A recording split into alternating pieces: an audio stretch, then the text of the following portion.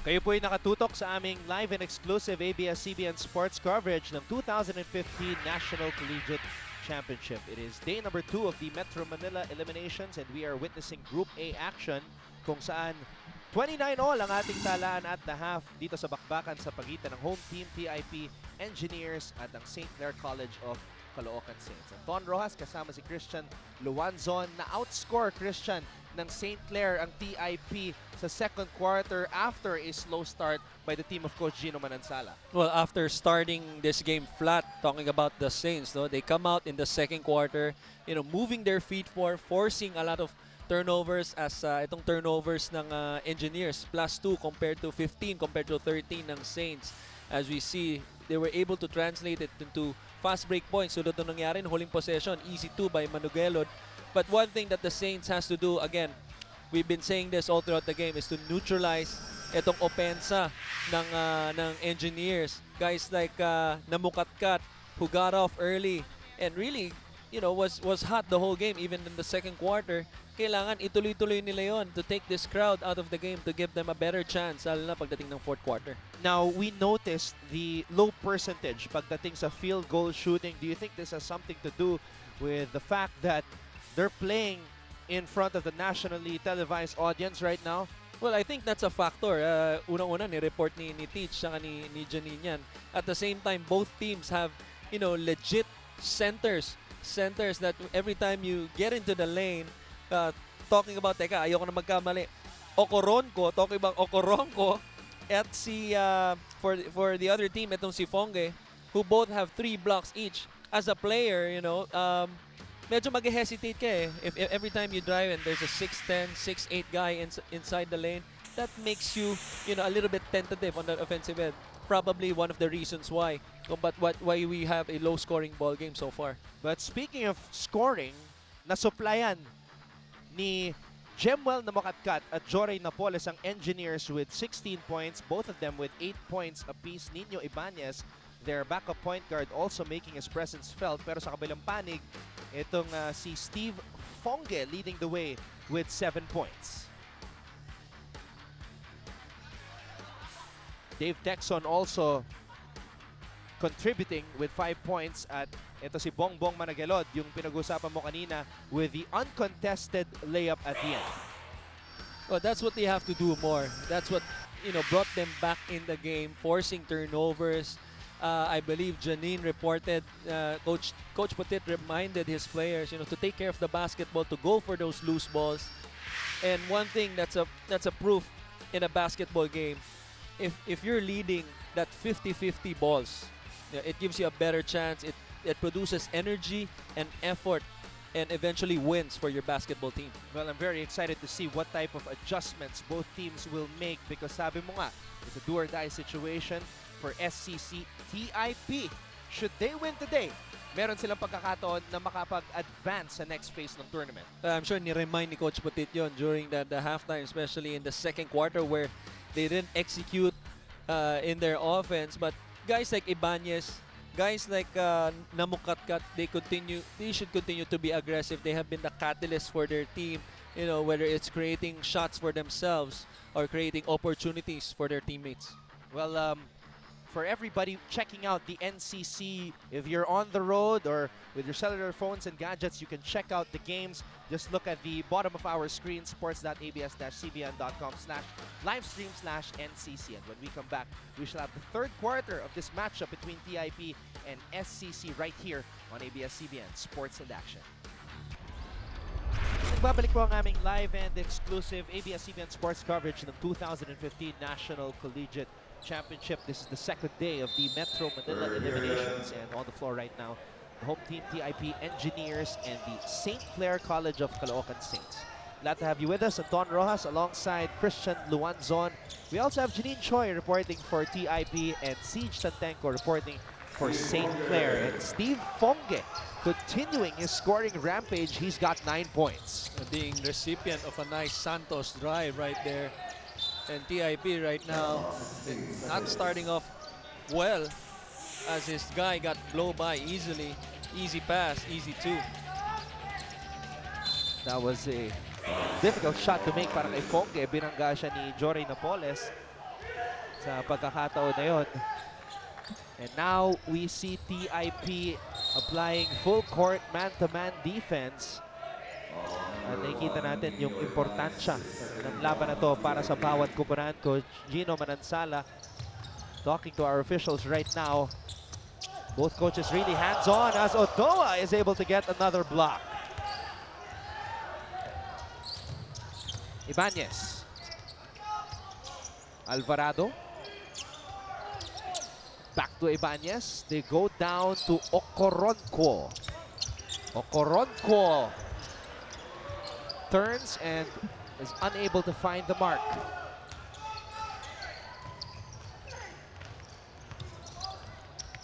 Halyare brings the ball inside and Jonicio gets smothered by Napoles. Well, that's one of the matchups also that we should look out for, the battle between the two power forwards, Napoles and Jonicio, and Jorey Napoles from defense to offense. You just gotta love the play of this guy, itong si Napoles, after performing yesterday with a double-double, 18 and 12. You know, coming out today with the same intensity and energy and performance na pinapakita niya to lift up his team. Tandaan natin, diesel-powered itong si Jorey Napoles, meaning he will start to heat up when the going gets tough. Now, let's get an update on the side of the STCLARE Saints. Balikan natin si Siege Tantenko. Siege? Yes, and Don, after keeping it close in the second quarter, Coach Gino wants the Saints to take control with the running game, show their killer instinct by driving to the basket, and limit their opponents to shooting from the perimeter. He reminded them of what's at stake. Sabi niya, kung gusto niyong makuha sa big leagues, dapat gumawa na kayo ng pangalan ngayon. Para sa inyo to. Coach Gino is speaking from experience. Alam mo, Christian, nung teammates daw kayo sa UST, he says he made sure to show up early for every training. And he says his team has likewise put in the work. He reminded them of this, saying, guys, kaya nyo yan. Back to you, Anton and Christian. You know, Siege, the whole time you were reporting, when you mentioned Christian's name, he started just smiling here beside me. Because it's the truth, and I mentioned this before the game. Coach Gino, you know, back in the day, when he was in better shape, he was really the first guy in the gym, the first guy. When we had our jogging, especially on Saturdays, he would be the first guy there. He would be the first guy to finish, and you know, talagang pinapakita niya yung sipag, yung leadership, and yung effort niya was our starting point guard for especially the last 3 years during that run in the early millennium. Alam mo, Christian, tama rin yung sinabi ni Coach Gino na this is an opportunity for these players to show what they can do para makuha sila in the other leagues. Ang ganda naman ng sinabi ni Coach Gino noon, and it's something that you don't really hear from other coaches kasi syempre gusto mong tumutok with the task at hand, with the team first. But you know, itong si Coach Gino, from experience, especially having new guys on the team, he sees it as an opportunity for them to shine and to be discovered by bigger schools. That's just unselfishness. And we have seen that in the PCCL. Edson Batiller was discovered in the PCCL. Unang napanood ng nationwide audience si Edson Batiller sa HTC ng Jensen. Now he's playing in the UAAP. Monbert Arong first showed his stuff for Southwestern University. Ngayon, naglalaro siya sa FEU, nag-champion pa. So those are just two examples of players. Nadulas. Itong si Junji Halyare.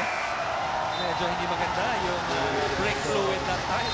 Itong si Junji Halyare as he slipped. Well, we are in the house of the engineers and there's a lot of brake fluid here. At kinulang sa brake fluid itong si Junji Halyare.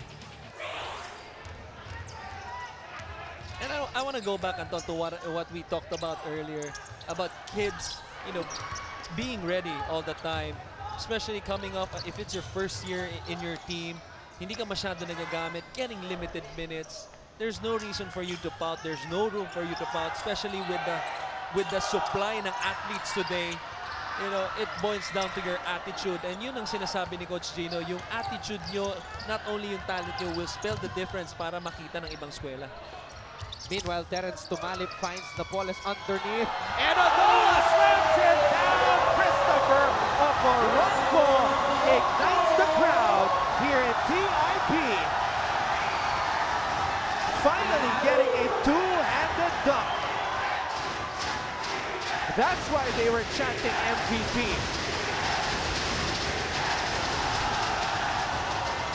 And Okoronko is able to bother the shot of Fonke. Now let's go to the TIP side with Janine Chong.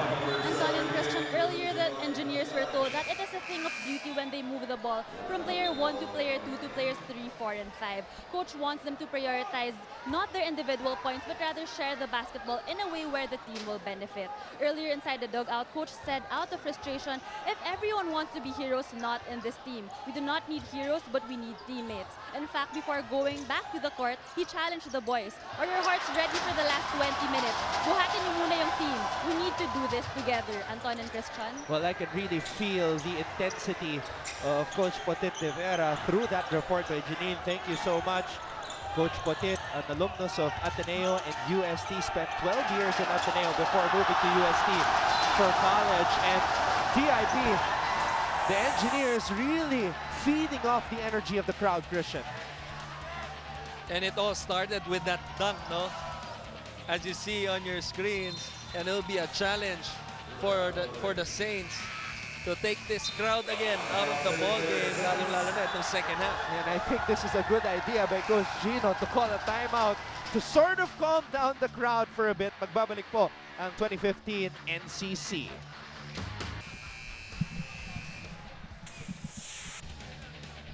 Panoorin natin itong huling sequence na ito. Christopher Okoronko called for traveling. And was it disbelief? Now, he's on the bench right now. Score is 33-31. It's been a tightly contested ball game. Now, going back to Janine's report a while ago, she mentioned something about hero ball. And you told me, Christian, that Coach Potit is actually a product of Coach Nash Rosella, champion coach of FEU this year. For the longest time, matagal naging assistant ni Coach Nash yan. And just shows you yung influence din itong si Coach Nash, as you know, we all know FEU being the newly crowned champions this season. And Coach Potit, even though, you know, in a smaller scale here in TIP, you know, just trying to influence his players to have the same mindset also of not playing hero basketball. At nakikita natin, balanse-balanse ang scoring ng kanyang kupunan as they try to secure a victory, protect home court, and advance to the Luzon Metro Manila qualifying games. Let's take a look at this last sequence right here. Steve Fonke fouled from behind by Jory Napoles. And that is why he is at the line right now. He converts on the first free throw. What a game. And no team able to pull away. Palitan ng runs, palitan ng mga defensive stops. And now we are seeing another form of full court trapping mula dito sa St. Clair Saints. Ofonke skying high to prevent that shot from happening. Sumabit siya sa offensive player. Just a scary possession right there by the engineers. Fortunate they were able to cross half court and force it inside. But talking about itong Saints, putting the pressure on with that 2-2-1 full court press, that's one thing that they've known for. Isa sa mga signature nitong si Coach Gino is doing that 2-2-1 full court press and a 1-2-1-1 full court press also. Now, Jay Gadon is seeing his first action in the NCC. He did not play in their game against Mapua.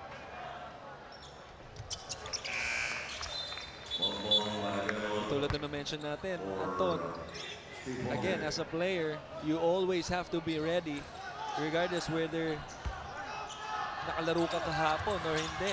And tulad nito, very crucial, pinasok siya ni Coach Potit. No reason not to be ready. Tumalib. Napoles. He's got Alvarado, who shoots from the corner in and out. It's Saints basketball. Tero gives it up. Texon back to Tero.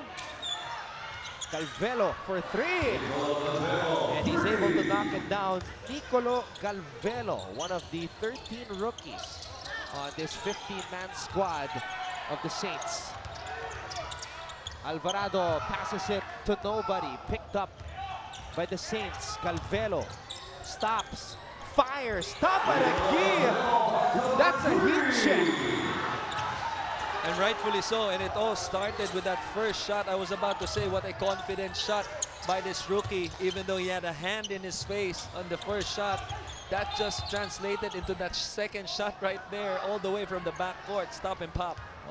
Now, Calvelo is one of the Naasco Juniors players na inangat ni Coach Gino Manansala dito sa senior squad. And what confidence he is showing, Christian.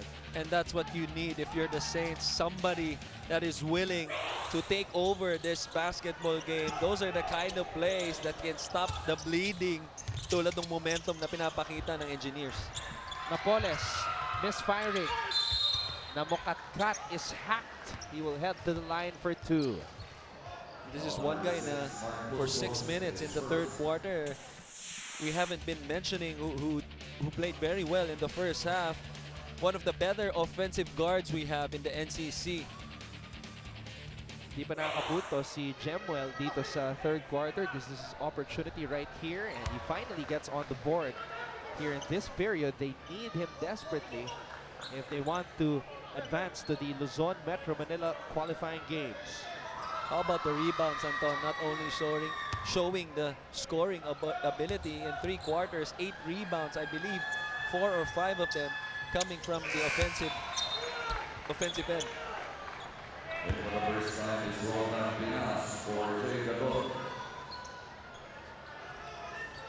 Roldan Pinas checking into the ball game. He's one of the guys who played well in the finals of the NCBL for TIP. Calvelo again! His confidence is sky high right now. And that came off a product of the offensive rebound. Every time you get an you give up an offensive rebound, defense scrambles. A guy like Calvelo who's hit 2 straight already. Just an open shot right there. And it happened off of a broken play. Calvelo unconscious. Nicolo Calvelo. And the Saints come up with a steal. Tero spins, fakes, fires, and converts.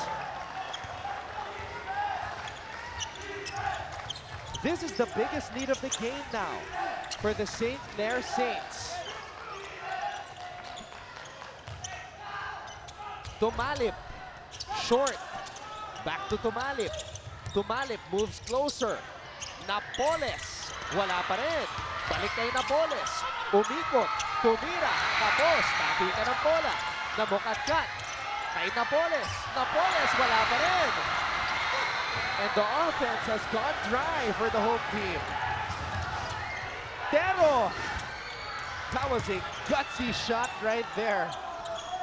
Not a good decision that time by Tero, as really no advantage with 3-on-3 on the break. It's a mad scramble for the loose ball. Still no goal for the Engineers. What a battle here in the third.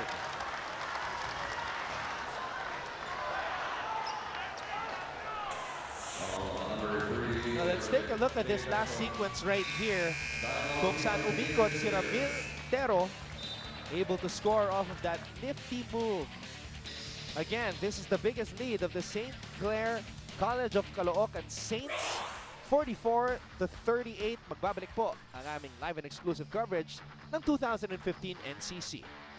The students of the Technological Institute of the Philippines enjoying this matchup as their team looks to defend home court once again. Those of you watching, wherever you are, you can also check out the games via live streaming on sports.abs-cbn.com/livestream/NCC. Thank you very much for supporting this league. This is the annual search to find the one true national champion. We're talking about a league that involves schools from all over the country. More than 33 mother leagues involved dito sa National Collegiate Championship. Right now, we are showcasing day number 2 of the Metro Manila eliminations. TIP representing the National Collegiate Basketball League, or the NCBL, and St. Clair College of Caloocan Saints representing the NAASCU tournament. Engineers on the run. Terrence Tumalip is able to convert. Excellent pass by Namukatkat. As soon as he got the basketball, read it before he got the pass. A willing extra passer. Good finish by Tumalip. Galvelo, the man of the moment for the St. Clair Saints. Fouled and will head to the line for 2.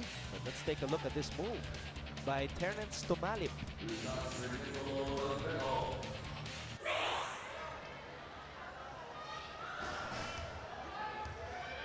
This is one guy that they have to cool down with the Saints. 16 points in the third quarter. 10 of the 16 points coming from this guy on the line. Let's see kung ano maging adjustment itong si Coach Putit in the last 2 minutes of the third and in the fourth quarter. Young blood, itong si Nicolo Galvelo. We were 5-second violation. Wow, we rarely see that, Christian. Something that we don't really see nga, no? But for me, that's it's a mental lapse right there. You gotta be counting in your head. Turnover here. Double dribble. And another turnover from the side of the St. Clair Saints. Now let's take a look at it once again, Christian.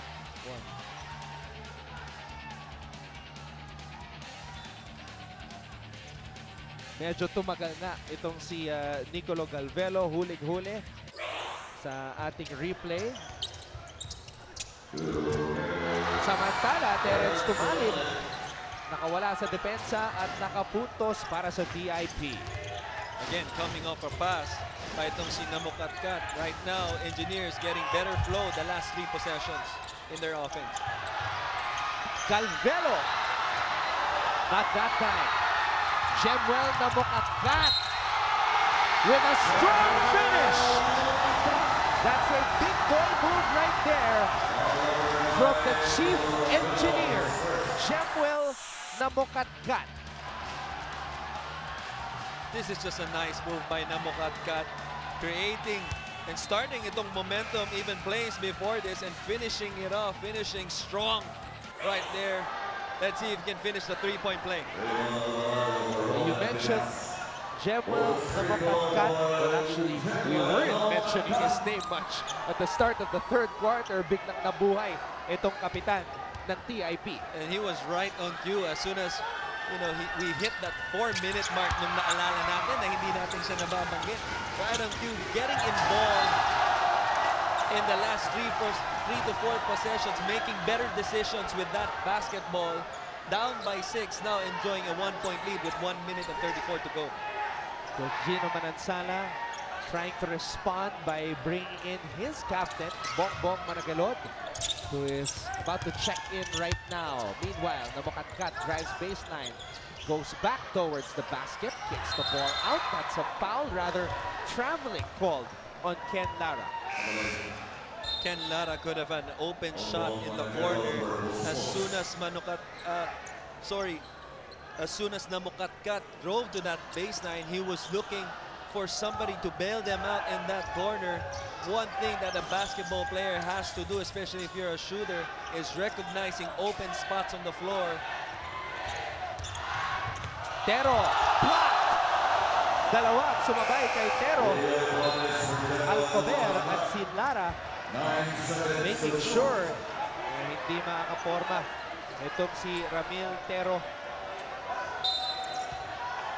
Now Namukatkat will take a well-deserved rest. Galvelo again! You have got to be kidding me! Wow.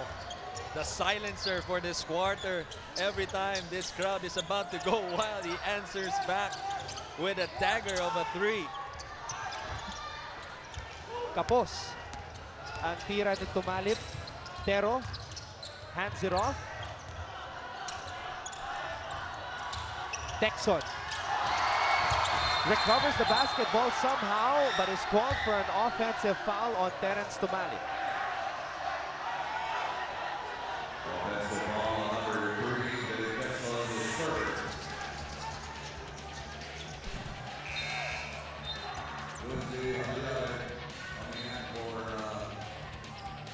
That's a right call.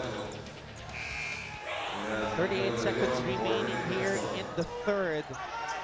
SCC holding on to a 1-point advantage.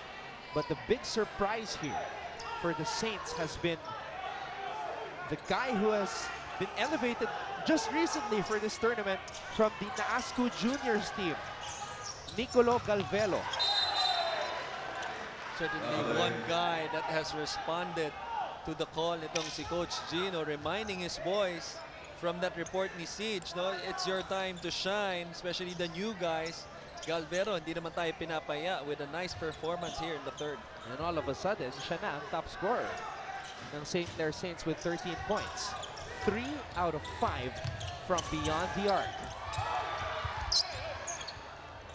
Nothing there on that offensive sequence.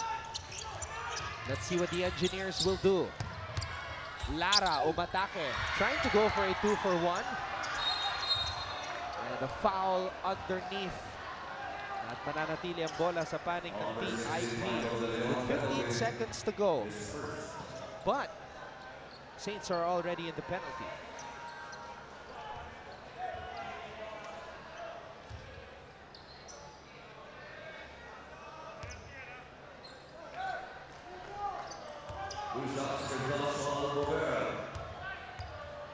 Joshua Alcober will take these free throws as he will try to give the lead back to his team. Tied once again at 47.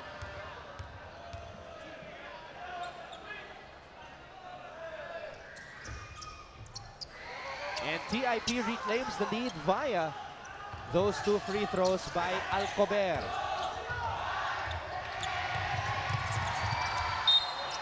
Nowhere to go on that offensive sequence for Michael De Leon, who lost the handle. And now TIP with a chance for the last shot here in the third. Terence Tumalip.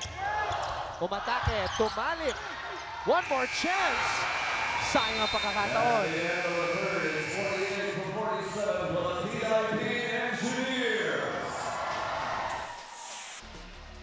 We've had 6 deadlocks and 6 lead changes in this game. Jore Napoles, will he come up big again in the fourth? Or will this young man, Nicolo Galvelo, catch fire once again? Ang sagot sa mga katanungan na yan, ating malalaman sa aming pagbabalik. Fourth quarter sa pagitan ng TIP at St. Clair. Dito lang sa 2015 National Collegiate Championship sa ABS-CBN Sports in Action.